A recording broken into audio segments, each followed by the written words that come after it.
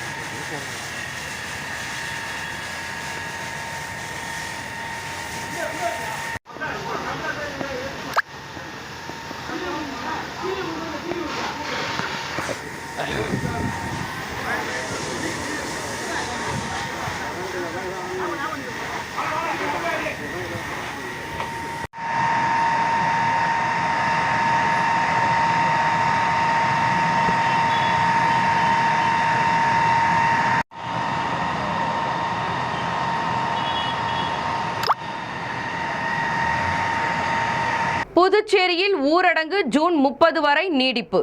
என்னென்ன தளர்வுகள் கொடுக்கப்பட்டுள்ளது என்பதை இப்போது காணலாம். புதுச்சேரியில் கொரோனா தொற்று பரவலை கட்டுப்படுத்த தளர்வுகளுடன் கூடிய ஊரடங்கு அறிவிக்கப்பட்டு அமலில் உள்ளது.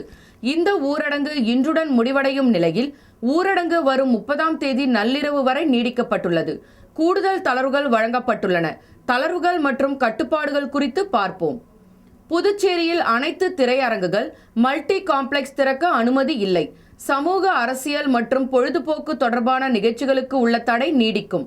அனைத்து அரசு அலுவலகங்களும் வழிகாட்டு வழிமுறைகளில் இயங்கும். கொரோனா பணிகளில் ஈடுபடுவோரை மீண்டும் துறைப்பணிக்கு உடனடியாக அழைக்க வேண்டாம் என கூறப்பட்டுள்ளது. 100% தடுப்பூசி போடப்பட்டுள்ளதை அனைத்து துறையினரும் உறுதிப்படுத்த வேண்டும். அனைத்து வணிக கடைகளும் காலை 9 மணி முதல் இரவு 9 வரை திறந்திருக்கலாம். காய்கறி, பழக்கடைகள் காலை 5 முதல் இரவு 9 வரை திறந்திருக்கலாம். தனியார் நிறுவனங்கள் காலை 9 முதல் மாலை 6 வரை செயல்படலாம் என்று அறிவிக்கப்பட்டுள்ளது.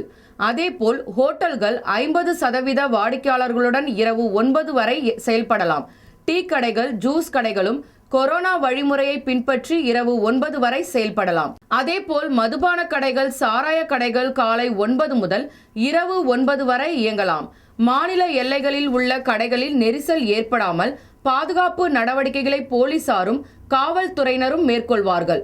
புதுச்சேரி யூனியன் பிரதேசத்திற்குள் மட்டும் மதுபானங்களை டோர் டெலிவரி செய்வதற்கான வழிமுறைகளை கலால்துறை வழங்க வேண்டும். அதேபோல் பேருந்துகள், ஆட்டோ, டாக்ஸிகள் இரவு 9 வரை அனைத்து நாட்களிலும் இயங்கலாம். மருத்துவம் சார்ந்த போக்குவரத்து நாள் முழுக்க தடையில்லை. போக்குவரத்து துறையில் வாகன ஓட்டுநர் உரிமம் கொரோனா வழிமுறைப்படி செயல்பட்டு வழங்கும் பணி துவங்கும். இதேபோல் பத்திரப்பதிவுத்துறையும் செயல்படும். அதேபோல் கடற்கரை சாலை, பூங்காக்கள் காலை 5 முதல் 9 வரை நடைபயிற்சி செல்வோருக்காக திறக்கப்படும். வழிபாட்டு தலங்கள் மாலை 5 மணி வரை மட்டுமே பக்தர்கள் தரிசனத்திற்காக திறக்கப்படும். திருமண நிகழ்வுகளில் 100 பேர் வரை பங்கேற்கலாம். இறுதி சடங்கு நிகழ்வுகளில் 20 பேர் வரை மட்டுமே பங்கேற்க முடியும். தொழிற்சாலை பணிகள், கட்டுமான பணிகள் நடக்கலாம்.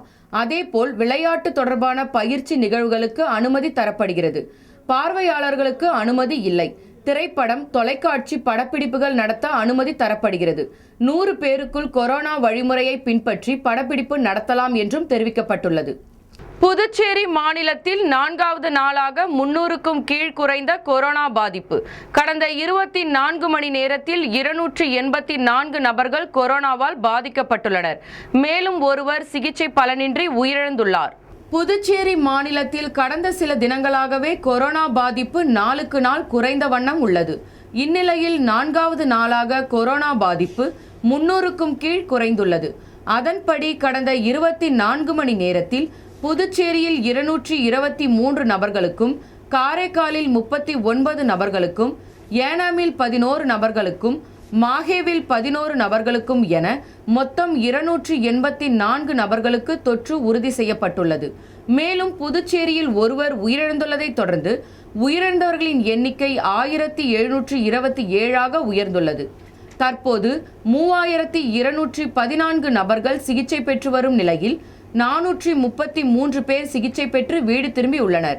மாநிலத்தில் ஒட்டுமொத்தமாக 1,10,423 நபர்கள் குணமடைந்துள்ள நிலையில் 1,15,364 நபர்கள் பாதிக்கப்பட்டுள்ளனர். கொரோனாவை எதிர்கொள்ள மத்திய அரசு என்ன செய்தது என்பதை கூறுவதற்காகவே வெள்ளை அறிக்கை வெளியிட்டுள்ளதாக ராகுல் காந்தி கூறினார். கொரோனா சம்பந்தமாக மத்திய அரசு எடுக்கும் நடவடிக்கைகள் திருப்தி அளிக்கவில்லை என்று காங்கிரஸ் முன்னாள் தலைவர் ராகுல் காந்தி தொடர்ந்து குற்றச்சாட்டுகளை கூறி வந்தார். 2வது அலை இந்தியாவை சுனாமி போல தாக்கும். எனவே எல்லாவற்றிற்கும் தயாராக இருக்க வேண்டும் என்று ராகுல் காந்தி ஏற்கனவே வேண்டுகோள் விடுத்திருந்தார். அவர் கூறியது போலவே 2வது அலை பெரிய தாக்குதலை ஏற்படுத்திவிட்டது. இந்த நிலையில் 3வது அலை தாக்கப் போகிறது என்று நிபுணர்கள் கூறி வருகிறார்கள். இந்த நிலையில் ராகுல் காந்தி கொரோனா பாதிப்பில் மத்திய அரசு எடுத்த நடவடிக்கைகளை குற்றம் சாட்டி வெள்ளை அறிக்கை ஒன்றை இன்று நிருபர் மத்தியில் வெளியிட்டார். அதில் கொரோனா தடுப்பு நடவடிக்கைகளை முன்கூட்டியே மத்திய அரசு சரியாக செய்யவில்லை, இதனால்தான் பாதிப்பு அதிகமாகிவிட்டது என்று குற்றம் சாட்டி இருந்தார். மேலும் இது சம்பந்தமாக ராகுல் காந்தி கூறியதாவது: மத்திய அரசை குறை கூற வேண்டும் என்ற நோக்கத்தில் இந்த வெள்ளை அறிக்கையை நான் வெளியிடவில்லை. கொரோனாவை எதிர்கொள்ள மத்திய அரசு என்ன செய்தது என்பதை கூறுவதற்காகவே வெள்ளை அறிக்கை வெளியிடப்பட்டுள்ளது. மேலும் அடுத்ததாக 3வது அலை வரும் என்று கூறுகிறார்கள். அதற்கு மத்திய அரசு தயாராக இருக்க வேண்டும். அதற்கு உதவும் வகையிலேயே நாங்கள் இந்த வெள்ளை அறிக்கையை வெளியிட்டு இருக்கிறோம். இத்துடன் 3வது அலை தாக்குதல் வரப்போவது பற்றி மக்கள் முன்கூட்டியே தெரிந்து கொள்ள வேண்டும் என்பதற்காகவும் இதை வெளியிட்டுள்ளோம். தளபதி விஜய் அவர்களின் 47வது பிறந்த நாளை முன்னிட்டு மங்கலம் சட்டமன்ற தொகுதிக்குட்பட்ட ஆண்டியார்பாளையம் பகுதியில் பிரியாணி வழங்கி கொண்டாடப்பட்டது. அகில இந்திய தளபதி விஜய் மக்கள் இயக்க பொறுப்பாளர் புசி ஆனந்த் மற்றும் புதுவை மாநில செயலாளர் சரவணன் அவர்களின் வழிகாட்டுதலின்படி இளைய தளபதி விஜய் அவர்களின் 47வது பிறந்த நாளை முன்னிட்டு ஆண்டியார்பாளையம் பகுதியில் பொதுமக்கள் 500க்கும் மேற்பட்டவர்களுக்கு பிரியாணி வழங்கப்பட்டது. வில்லியனூர் தொகுதி தலைவர் பூக்கடை பிரபு அவர்களின் தலைமையில் பொதுமக்களுக்கு சிக்கன் பிரியாணி வழங்கப்பட்டது. சிறப்பு விருந்தினர்களாக திருக்காஞ்சி சமூக சேவகர் ராமநாதன் மற்றும் கீழ் அக்ரகாரம் சுகுமார் கலந்து கொண்டு முன்னிலை வகித்தனர். இந்நிகழ்ச்சியில் மன்ற நிர்வாகிகள் ராஜவேலு, பாலா, ஜெயக்குமார், சுரேஷ், முருகன், வேலு, மணி, ஏசுதாஸ், விஷால், ஆண்டியார்பாளையம் போக்கிரி ரசிகர் மன்றம், மங்கலம் மற்றும் வில்லியனூர் தொகுதியை சார்ந்த இளைய தளபதி மக்கள் இயக்கத்தின் நிர்வாகிகள் பலர் கலந்து கொண்டனர்.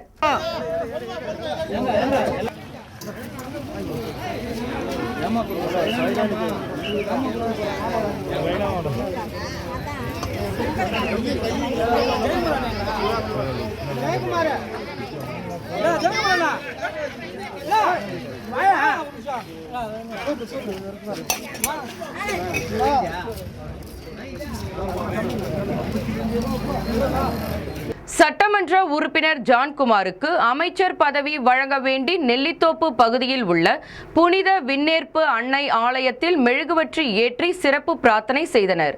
காமராஜர் நகர் தொகுதி பாரதிய ஜனதா கட்சியின் சட்டமன்ற உறுப்பினர் ஜான்குமாருக்கு அமைச்சர் பதவி வழங்க வேண்டி தொகை பகுதியில் உள்ள புனித விண்ணேற்பு அன்னை ஆலயத்தில் அவரது ஆதரவாளர்கள் மெழுகுவர்த்தி ஏற்றி சிறப்பு பிரார்த்தனையில் ஈடுபட்டனர்.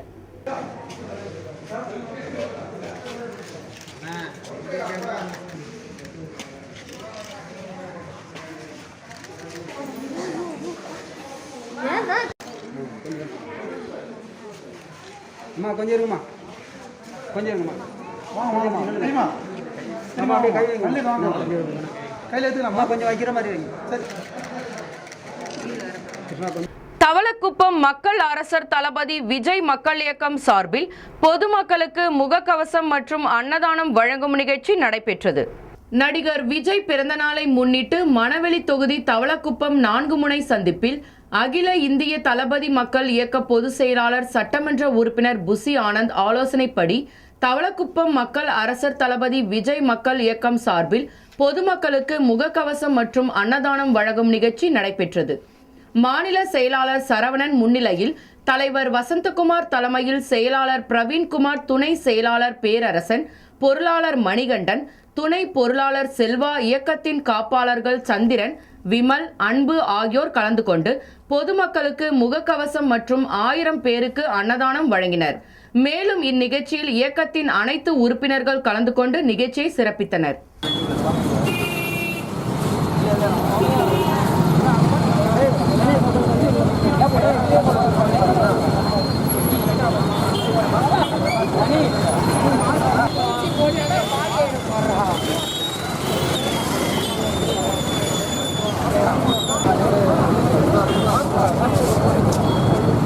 புதுச்சேரி மாநில குரூப் சி அரசு ஊழியர்கள் கூட்டமைப்பு சார்பில் கல்வித்துறையில் மத்திய சமையல் கூடங்களில் பணிபுரியும் வவுச்சர் ஊழியர்களுக்கு நிவாரணப் பொருட்களை வழங்கினார். புதுச்சேரி மாநில குரூப் சி அரசு ஊழியர்கள் கூட்டமைப்பு சார்பில் கல்வித்துறையில் மத்திய சமையல் கூடங்களில் பணிபுரியும் வவுச்சர் ஊழியர்களுக்கு கொரோனா வைரஸ் பாதிப்பு கால நிவாரணமாக அரிசி, காய்கறிகள், முகக்கவசம், கிருமிநாசினி உள்ளிட்ட பொருட்களை நிவாரணமாக புதுச்சேரி மாநில அளவில் உள்ள சமையல் கூடங்களில் வழங்கப்பட்டு வருகிறது.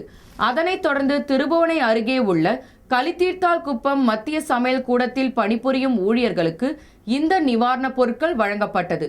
இந்நிகழ்ச்சியில் புதுச்சேரி மாநில குரூப் சி அரசு ஊழியர்கள் கூட்டமைப்பின் தலைவர் முருகன் தலைமை தாங்கி நிவாரணப் பொருட்களை வழங்கப்பட்டது. தற்போது அரசு பள்ளிகள் கொரோனா தொற்று பரவல் காரணமாக விடுமுறையில் உள்ளதால் மத்திய உணவு தயாரிக்கும் கூடங்களில் பணிபுரியும் தினக்கூலி ஊழியர்களுக்கு போதிய வேலை மற்றும் சம்பளம் இல்லாத காரணத்தினால் அவர்களின் வாழ்க்கை நிலை மாறியுள்ளது. அதனை கருத்தில் கொண்டு இந்த நிவாரணப் பொருட்கள் வழங்கப்பட்டதாக சங்கத்தின் நிர்வாகிகள் தெரிவித்தனர். நிவாரணப் பொருட்கள் வழங்கும் நிகழ்ச்சியில் புதுச்சேரி மாநில குரூப் சி பகுதி செயலாளர்கள் ஐயனார், நடராஜன், பொருளாளர்கள் உலக ரட்சகன், அரசு, சுந்தரமூர்த்தி, திரிசங்கு மற்றும் ஊழியர்கள் பலர் கலந்து கொண்டனர். நிவாரணப் பொருட்களை பெற்றுக்கொண்ட தினக்கூலி ஊழியர்கள் சங்கத்தின் நிர்வாகிகளுக்கு தங்களது நன்றியை தெரிவித்துக் கொண்டனர்.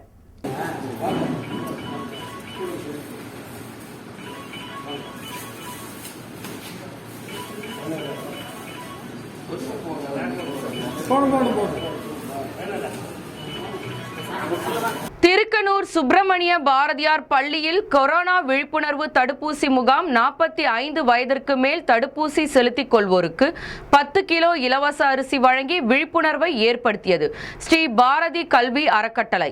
திருக்கனூர் சுப்பிரமணிய பாரதி நடத்தி வரும் ஸ்ரீ பாரதி கல்வி அறக்கட்டளையின் மூலம் 45 வயதுக்கு மேல் உள்ள பொதுமக்களுக்கு கொரோனா தடுப்பூசி விழிப்புணர்வு முகாம் நடக்கிறது. மேலும் 100% தடுப்பூசியை புதுவை மக்கள் செலுத்திக் கொள்ள வேண்டும் என்ற ஒரே நோக்கத்தோடு அவர்களை ஊக்குவிக்கும் விதமாக ஸ்ரீ பாரதி கல்வி அறக்கட்டளை மூலம் இலவச அரிசி வழங்கப்படும் என்று தெரிவிக்கப்பட்டிருந்தது. திருக்கனூர் ஆரம்ப சுகாதார நிலையம் மற்றும் ஸ்ரீ பாரதி கல்வி அறக்கட்டளையும் இணைந்து நடத்திய இம்முகாமில் பொதுமக்கள் ஆர்வமுடன் சென்று தடுப்பூசி செலுத்திக் கொண்டனர். மேலும் இம்முகாமில் கலந்து கொண்டு தடுப்பூசி செலுத்திக் கொண்ட 45 வயதுக்கு மேல் உள்ள அனைவரையும் ஊக்குவிக்கும் விதமாக பொதுமக்களின் வாழ்வாதாரமாக விளங்கும் 10 கிலோ இலவச அரிசி வழங்கப்பட்டது. எனவே பொதுமக்கள் இதனை பயன்படுத்திக் கொண்டு புதுவையை விட்டு கொரோனாவை அடியோடு ஒழிக்க தடுப்பூசி செலுத்திக் கொள்ள வேண்டும் என்று சுப்பிரமணிய பாரதி பள்ளி நிறுவனர் சம்பத் அவர்கள் வேண்டுகோள் விடுத்துள்ளார். இந்நிகழ்ச்சிக்கான ஏற்பாட்டினை ஸ்ரீ பாரதி கல்வி அறக்கட்டளை நிறுவனர் சம்பத், துணைவியர் சுசிலா சம்பத் செய்திருந்தனர். அவர்களுக்கு உறுதுணையாக பள்ளி அலுவலகத்தில் பணிபுரியும் ஆசிரியர்கள் மகேஸ்வரி, ஹேமா ஆகியோர் சிறப்பாக செய்திருந்தனர்.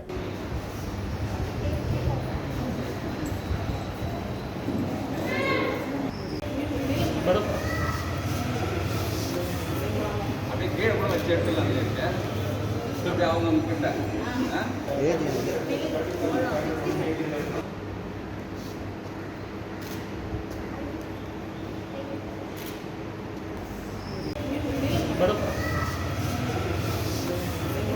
புதுச்சேரி யூனியன் பிரதேச தலித் மக்கள் பாதுகாப்பு இயக்கம் சார்பில் இளைஞர் அணி புதிய பொறுப்பாளர்கள் பதவியேற்பு விழா அதன் தலைமை அலுவலகத்தில் நடைபெற்றது. புதுச்சேரி யூனியன் பிரதேச தலித் மக்கள் பாதுகாப்பு இயக்கம் புதிய இளைஞரணி நிர்வாகிகள் பதவியேற்பு விழா அதன் தலைமை அலுவலகத்தில் நடைபெற்றது. இளைஞரணி மாநில தலைவர் கபிரியேல் தலைமையில் நடைபெற்ற இந்நிகழ்ச்சியில் மாநில தலைவர் பிரகாஷ், ஒருங்கிணைப்பாளர் ராஜா, பொது செயலாளர் செல்வகுமார் ஆகியோர் சிறப்பு அழைப்பாளர்களாக கலந்து கொண்டனர். இதில் புதிதாக தேர்ந்தெடுக்கப்பட்ட இளைஞரணி நிர்வாகிகளுக்கு அதற்கான ஒப்புதல் கடிதத்தை வழங்கி வாழ்த்து தெரிவித்தனர். மேலும் இயக்கத்திற்காக கடுமையாக புதிய இளைஞரணி நிர்வாகிகள் உழைக்க வேண்டும் என கேட்டுக்கொண்டனர். இதில் நகர செயலாளர் ராஜேந்திரன், நகர துணைத் தலைவர் ஜான் பியர், இளைஞரணி செயலாளர் குரு என்கின்ற குமரகுரு மற்றும் உப்பளம் தொகுதி நிர்வாகிகள் கௌரவ தலைவர் ரமேஷ், செயலாளர் மணிகண்டன், ஒருங்கிணைப்பாளர் பெருமாள், துணைத் தலைவர் மோகன், துணை செயலாளர் ராஜாராம் ஆகியோர் முன்னிலை வகித்தனர். உப்பளம் தொகுதி புதிய பொறுப்பாளராக தேர்ந்தெடுக்கப்பட்ட தலைவர் பூவரசன், துணைத் தலைவர் கபிரியேல் வில்லியம்ஸ், செயலாளர் சுரேந்தர், துணை செயலாளர் கிஷோர், பொருளாளர் பார்த்திபன் மற்றும் உறுப்பினர்கள் பிரான்சிஸ், ரிஷி, தமிழரசன், மார்டின் ஆகியோருக்கு நிர்வாகிகள் சால்வை அணிவித்தும் பூங்கொத்து கொடுத்தும் வாழ்த்து தெரிவித்தனர்.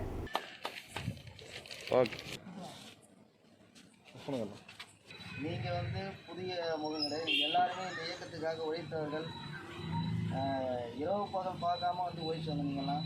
ஆயந்தரம் நகர துணைத் தலைவர் சாம்பியர்களே, இளைஞரணி செயலாளர், என்னென்ன நம் தலித் மக்களுக்கு என்னென்ன செஞ்சிருக்கிறது.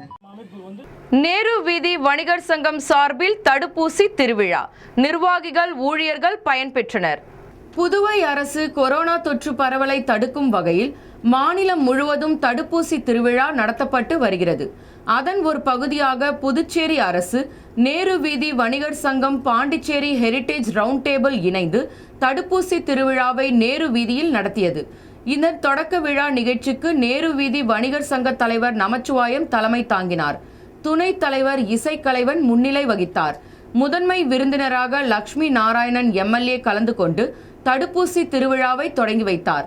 இதில் சிறப்பு விருந்தினர்களாக சுகாதாரத்துறை செயலர் அருண், நேரு எம்எல்ஏ ஆகியோர் பங்கேற்றனர்.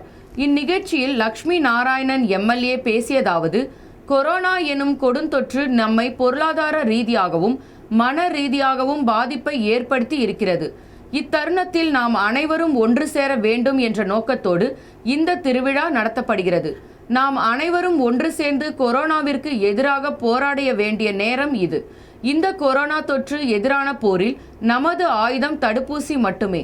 பெரும்பாலும் மக்கள் அதிகம் கூடும் இடங்களில்தான் கொரோனா தொற்று அதிகம் பரவி வருகிறது. வணிக நிறுவனங்களும் மக்கள் அதிகம் கூடும் இடங்களாக உள்ளது. மக்களுக்கு கொரோனா தொற்று பரவாமல் தடுக்கும் பணியில் ஈடுபட்டவர்கள் அனைவரும் முன்களப் பணியாளர்கள்தான். அந்த வகையில் வணிக நிறுவனங்களுக்கு வரும் வாடிக்கையாளர்களுக்கு கொரோனா தொற்று பரவாமல் இருக்க தடுக்கும் நிறுவன உரிமையாளர்கள், நிர்வாகிகள், ஊழியர்கள், தொழிலாளர்கள் அனைவரும் ஒரு முன்களப் பணியாளர்கள்தான். எனவே நாம் முதலில் கொரோனா தடுப்பூசியை போட்டுக்கொண்டு வாடிக்கையாளர்களை பாதுகாக்க முன்வருவோம். நேரு வீதி வணிகர் சங்கம் நிறுவனங்களில் நலனை மட்டும் கருத்தில் கொள்ளாமல் நிறுவன ஊழியர்கள், நிறுவனங்களுக்கு வரும் வாடிக்கையாளர்களின் நலனையும் கருத்தில் கொண்டு இந்த திருவிழாவை நேரு வீதியிலேயே இந்த தடுப்பூசி முகாமை நடத்துகிறது. இதற்கான பாராட்டுகளை தெரிவித்துக் கொள்கிறேன். இவ்விழாவில் நேரு வீதி வணிகர்கள், ஊழியர்கள் அனைவரும் தவறாமல் பங்கேற்று அனைவரும் தடுப்பூசி போட்டுக்கொள்ள வேண்டும். அதன் மூலம் கொரோனா இல்லாத புதுச்சேரியை உருவாக்குவதில் நேரு வீதி வணிகர்களும் ஊழியர்களும் இணைந்து செயல்படுவோம். இவ்வாறு அவர் பேசினார். இந்நிகழ்ச்சியில் நேரு வீதி வணிகர் சங்க நிர்வாகிகள் நடராஜன், ராஜேந்திரன், வெங்கடேசன், பாலசுப்பிரமணியன், குணசேகரன், மகேஷ் மற்றும் பாண்டிச்சேரி ஹெரிடேஜ் ரவுண்ட் டேபிள் நிர்வாகிகள் வெங்கடேசன், பாலாஜி, பெருமாள், கௌதம், ரோஷன் மற்றும் அனைத்து வணிகர் சங்க நிர்வாகிகளும் கலந்து கொண்டனர்.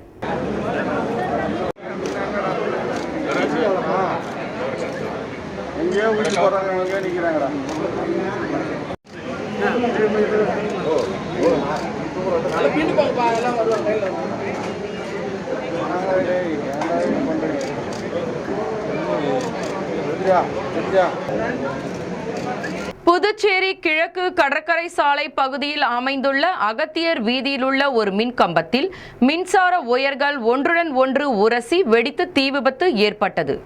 புதுச்சேரியில் இரவு 10 மணி அளவில் இருந்து சாரல் மழை மற்றும் காற்றுடன் கூடிய மழை பெய்தது. மழை மற்றும் காற்றின் காரணமாக புதுச்சேரி கிழக்கு கடற்கரை சாலை பகுதியில் அமைந்துள்ள அகத்தியர் வீதியிலுள்ள ஒரு மின் கம்பத்தில் மின்சார ஒயர்கள் ஒன்றுடன் ஒன்று மோதி வெடித்து தீ விபத்து ஏற்பட்டது. தீயானது வெடி சத்தத்துடன் மின்கம்பத்தில் இருந்து கொட்டியதால் சற்று நேரத்தில் மின்சாரம் துண்டிக்கப்பட்டது. இது குறித்து மின்துறைக்கு தகவல் அளித்த பின்பு அரை மணி நேரம் போராடி சரி செய்தனர். மழை மற்றும் காற்றின் காரணமாக மின்சார ஒயர்கள் ஒன்றுடன் ஒன்று மோதி தீ விபத்து ஏற்பட்டது குறிப்பிடத்தக்கது.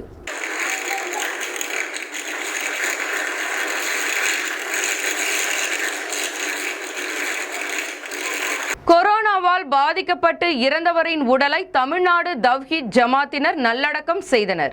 தமிழ்நாடு தவ்ஹீத் ஜமாத் புதுவை மாவட்டம் சுல்தான்பேட்டை கிளைகள் சார்பாக புதுச்சேரி மடுகரை பகுதியை சேர்ந்த ஆதம் சாஹிப் என்ற சகோதரர் கொரோனா தொற்று நோயினால் பாதிக்கப்பட்டு நேற்று அரியூர் வெங்கடேஸ்வரா மருத்துவமனையில் இறந்துவிட்டார்.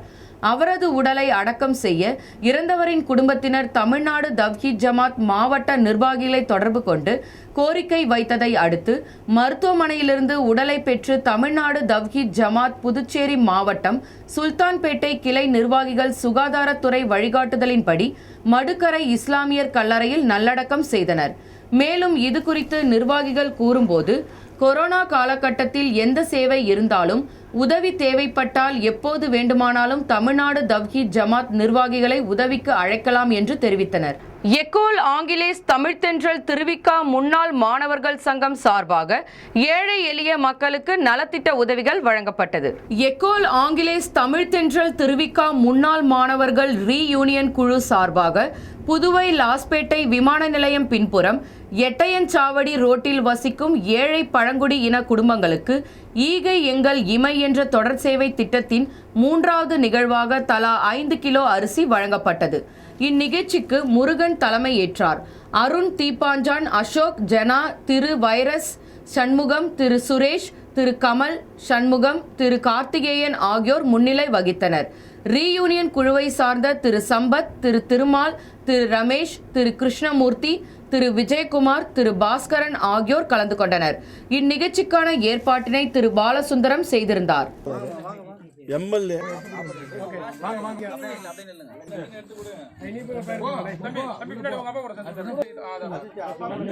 நடிகர் தளபதி விஜயின் பிறந்த நாளை புதுச்சேரியில் அவரது ரசிகர்கள் நடுக்கடலில் விஜயின் கட் அவுட் வைத்து கொண்டாடினர்.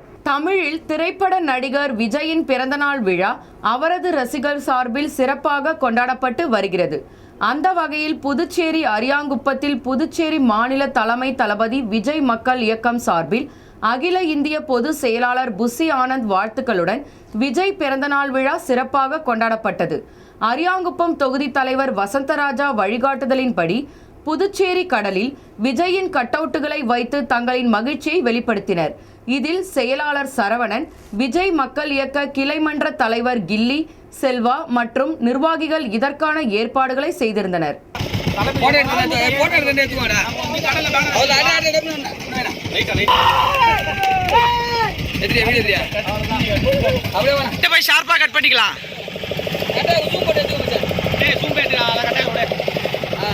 புதுச்சேரி மாநில பாட்டாளி மக்கள் கட்சி சார்பாக அரியாங்குப்பம் பகுதியில் நலத்திட்ட உதவிகள் வழங்கப்பட்டது. புதுச்சேரி மாநில பாட்டாளி மக்கள் கட்சி மாநில அமைப்பாளர் முனைவர் தன்ராஜ் ஆலோசனைப்படி அரியாங்குப்பம் தொகுதி காக்காயந்தோப்பு கிராமத்தில் உள்ள பிரம்மன் கோவில் வீதி, எம்ஜிஆர் வீதி, ராஜீவ்காந்தி வீதி ஆகிய பகுதிகளில் கொரோனா கால நிவாரணமாக 5 கிலோ அரிசி 100 குடும்பங்களுக்கு வழங்கப்பட்டது. இந்நிகழ்ச்சிக்கு பாமக பிரமுகரும் மாநில வன்னியர் சங்க துணைத் தலைவர் ஜீவா தலைமை தாங்கினார். புதுச்சேரி மாநில பாட்டாளி இளைஞர் சங்க செயலாளர் சேகர் முன்னிலை வகித்தனர். இந்த நிகழ்ச்சியில் பாட்டாளி மக்கள் கட்சி மாநில துணை அமைப்பாளர் கணபதி கலந்து கொண்டு 5 கிலோ அரிசி வழங்கும் நிகழ்ச்சியை தொடங்கி வைத்தார்கள். இந்நிகழ்ச்சியில் வன்னியர் சங்க செயலாளர் முருகன், அரியாங்குப்பம் தொகுதி செயலாளர் ஆசிரியர் வெங்கடேசன், தொகுதி இளைஞர் சங்க செயலாளர் பாண்டியன், மாநில மாணவர் சங்க துணை செயலாளர் சிவராஜ், தொகுதி துணை செயலாளர் சபரி மற்றும் காக்கையன்தோப்பு பகுதியை சேர்ந்த பொறுப்பாளர்கள் பொன்னி வேந்தன், நாகராஜ், சதீஷ், மோகன், குணா, பார்த்தி மற்றும் நிர்வாகிகள் கலந்து கொண்டனர். இந்த நிகழ்ச்சிக்கான ஏற்பாடுகளை காக்கையின் தோப்பு பாமக நிர்வாகிகள் ஏற்பாடு செய்திருந்தனர். பாஜக சார்பில் அமைச்சரவை பட்டியல் ஒரு வாரத்திற்கு முன்பாக முதல்வரிடம் வழங்கப்பட்டு விட்டதாக நமச்சிவாயம் எம்எல்ஏ தெரிவித்துள்ளார். திருக்கனூரில் தடுப்பூசி முகாம் நேற்று நடைபெற்றது. இதனை சட்டமன்ற உறுப்பினர் நமச்சிவாயம் தடுப்பூசி செலுத்தும் முகாமினை துவக்கி வைத்தார். இம்முகாமில் ஏராளமான பொதுமக்கள் கலந்து கொண்டு தடுப்பூசி செலுத்திக் கொண்டனர். இந்நிகழ்ச்சியில் முன்னாள் சட்டமன்ற உறுப்பினர் அருள்முருகன், பாஜக பிரமுகர்கள் வீரராகவன், தமிழ்மணி, கண்ணன், சேகர், பால்ராஜ், சுதா உட்பட பலர் கலந்து கொண்டனர். இதனைத் தொடர்ந்து பாஜக எம்எல்ஏ நமச்சிவாயம் செய்தியாளரிடம் கூறுகையில், புதுச்சேரியில் அமைச்சரவை அமைப்பது தொடர்பாக பல்வேறு கருத்துகள் ஊடகங்களிலும் பத்திரிகைகளும் செய்திகளாக வருகின்றன. பாஜகவை பொறுத்தவரையில் ஆட்சி அமைவதற்கு அனைத்து வகையிலும் உறுதுணையாக இருந்து ஆட்சியை சிறப்பாக நடத்த வேண்டும். மாநிலத்திற்கான அனைத்து திட்டங்களையும் உடனுக்குடன் கொண்டு சென்று சேர்க்க வேண்டும் என்பதில் உறுதியாக உள்ளது. அந்த அடிப்படையில் முழுமையாக ஒத்துழைப்பை அரசுக்கும் முதல்வருக்கும் நாங்கள் கொடுத்திருக்கிறோம். பாஜகவுடைய நபர்கள் யார் யார் அமைச்சராக பொறுப்பேற்க வேண்டும் என்ற பட்டியலை கடந்த ஒரு வாரத்திற்கு முன்பாகவே பாஜக தலைமை மூலம் முதலமைச்சரிடம் ஒப்படைக்கப்பட்டுள்ளது. அவர்கள் இறுதி செய்து கவர்னரிடம் ஒப்படைத்து மிக விரைவாக அமைச்சரவை பதவியேற்பு தொடர்பாக தேதியையும் நேரத்தையும் முதல்வர் அறிவிப்பார். ஒரு சிறிய விளம்பர இடைவெளிக்கு பிறகு செய்திகள் தொடரும். செய்திகள் தொடர்கின்றன. மெஸ்ஸி தலைமையிலான அர்ஜென்டினா பராகுவே அணியை வீழ்த்தி காலிறுதிக்கான இடத்தை உறுதி செய்துள்ளது. கோப்பா அமெரிக்க கால்பந்து காலிறுதியில் அர்ஜென்டினா 47வது கோப்பா அமெரிக்க கோப்பை கால்பந்து போட்டி பிரேசிலில் நடைபெற்று வருகிறது. இந்திய நேரப்படி இன்று காலை நடந்த ஆட்டத்தில் ஏ பிரிவில் உள்ள அர்ஜென்டினா பராகுவே அணிகள் மோதின. இதில் அர்ஜென்டினா 1-0 என்ற கோல் கணக்கில் வெற்றி பெற்றது. 10வது நிமிடத்தில் பப்பு கோம்ஸ் கோல் அடித்தார். அர்ஜென்டினா பெற்ற இரண்டாவது வெற்றியாகும். ஏற்கனவே 1-0 என்ற கணக்கில் உருகுவேவை வீழ்த்தி இருந்தது. சிலியுடன் 1-1 என்ற கணக்கில் டிரா செய்தது. இதன் மூலம் அர்ஜென்டினா காலிறுதி வாய்ப்பை உறுதி செய்துள்ளது. இந்த அணி கடைசி லீக் ஆட்டத்தில் பொலிவியாவை 28ஆம் தேதி எதிர்கொள்கிறது. இதே பிரிவில் உருகுவே சிலி அணிகள் மோதிய மற்றொரு ஆட்டம் 1-1 என்ற கோல் கணக்கில் டிரா ஆனது. சிலி அணி ஒரு வெற்றி 2 டிராவுடன் 5 புள்ளிகளை பெற்று காலிறுதியை உறுதி செய்துள்ளது. பி பிரிவில் இருந்து பிரேசில் 2 வெற்றியுடன் ஏற்கனவே காலிறுதி வாய்ப்பை உறுதி செய்துள்ளது என்பது குறிப்பிடத்தக்கது. கொரோனா பெருந்தொற்றிலிருந்து உடல் ரீதியாகவும் மன ரீதியாகவும் எவ்வாறு நம்மை காத்துக்கொள்வது என்பது குறித்து டாக்டர் எஸ்.எம். பதூர் அவர்கள் ஆலோசனை தருகிறார். இப்பொழுது அதனை காண்போம். வணக்கம் நேயர்களே. நீங்கள் இந்த கொரோனாவுடைய பேரழிவிலிருந்து நம்மை காப்பாற்றுவதற்கு நாம் பல வழிகளை நாம் கையாண்டு கொண்டிருக்கின்றோம். அதாவது என்ன சொல்லலாம், எஸ்எம்எஸ். எஸ் என்பது சானிடைசேஷன். கைகளை சுத்தமாக அதை கிருமிநாசினி கொண்டு கழுவ வேண்டும், நன்றாக கழுவ வேண்டும். நன்றாக கை இருக்கிறதெல்லாம் அதை கிருமிநாசினியை கொண்டு நன்றாக கழுவ வேண்டும். சும்மா அப்படி பேருக்கு கழுவினால் போதாது, சுத்தமாக நல்ல ஒவ்வொரு விரலாக நல்ல கிளியராக கழுவ வேண்டும். உதவுண்டு ஒரு எஸ். எம் என்பது மாஸ்க் அணிய வேண்டும். மாஸ்க் என்பது ஒரு உயிர்கவசம். 3வது என்பது சோசியல் டிஸ்டன்ஸ். நாம் 2 மீட்டர் தொலைவு இருக்க வேண்டும். இந்த சமூக இடைவெளியை ஃபாலோ பண்ண வேண்டும். இவைகளெல்லாம் ஃபாலோ பண்ணும் பொழுது அது மட்டும் பத்தாது, நாம் அதை காப்பாற்றலாம். அதிலிருந்து தொற்றிலிருந்து நம்மை அண்டாமல் பாதுகாக்கலாம். ஒருவேளை அந்த கிருமிகள் நம்மை அண்டுவிட்டால் நாம் என்ன செய்ய வேண்டும்? நாம் உடலிலே எதிர்ப்பு சக்தி வேண்டும். அந்த உடலில் எதிர்ப்பு சக்தியை வளர்ப்பதற்கு நாம் என்ன செய்ய வேண்டும் என்றால் நன்றாக தூங்க வேண்டும். உறக்கம் என்பது மிக முக்கியமான ஒன்று. நன்றாக உறங்குதல் வேண்டும். நன்றாக பச்சை காய்கறிகள், கீரைகள் இவைகளை நாம் நன்றாக உண்ண வேண்டும். எக்ஸசைஸ், அதாவது உடற்பயிற்சி, தேகப்பயிற்சி இருக்கின்றது. தேகப்பயிற்சி, அதாவது விடிய காலையில் நம்ம ஒரு வாக்கிங் போகிறது, அதாவது நல்ல பச்சை காய்களை உண்பது, அது மட்டுமல்லாமல் நன்றாக உறங்குவது, அது மட்டுமில்லாமல் தைரியமாக இருப்பது. நீங்கள் எந்த அளவுக்கு நம்பிக்கையுடனும் தைரியத்துடன் இருக்கின்றீர்களோ அந்த தைரியம் என்ன செய்யும்? உங்கள் டி செல்ஸை, அது எதிர்ப்பு சக்தி தரக்கூடிய அந்த டி செல்ஸை அது அதிகமாக வளர்வதற்குதான். எந்த ஒரு காய்கறியும் இல்லாமல், எந்த உணவு இல்லாமல் உங்கள் வெறும் தைரியமும் நம்பிக்கையுமே அந்த டி செல்ஸை அதிகமாக சுரக்க வைக்கின்றது, வளர வைக்கின்றது, அதிகமாக உற்பத்தி பண்ணுகிறது.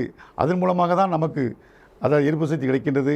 நாம் அதை நல்ல நம்பிக்கையுடனும், அதாவது இந்த அரசாங்கம் கொடுத்த இந்த 3 அதாவது விதிகளையும் நாம் பின்பற்றி, எஸ்எம்எஸ் அதை பின்பற்றி, அது மட்டும் இல்லாமல் நல்ல உணவுகளை உண்டு, நல்ல உறக்கம் கொண்டு, தேக பயிற்சி கொண்டு, இதெல்லாம் செய்து, அது மட்டும் இல்லாமல் நாம் நம்பிக்கையுடனும் தைரியத்துடனும், அதாவது அரசாங்கத்துடன் சேர்ந்து நாம் போர் புரிந்தால் கண்டிப்பாக இந்த கொரோனாவை நாம் எளிதாக வென்றுவிடலாம்.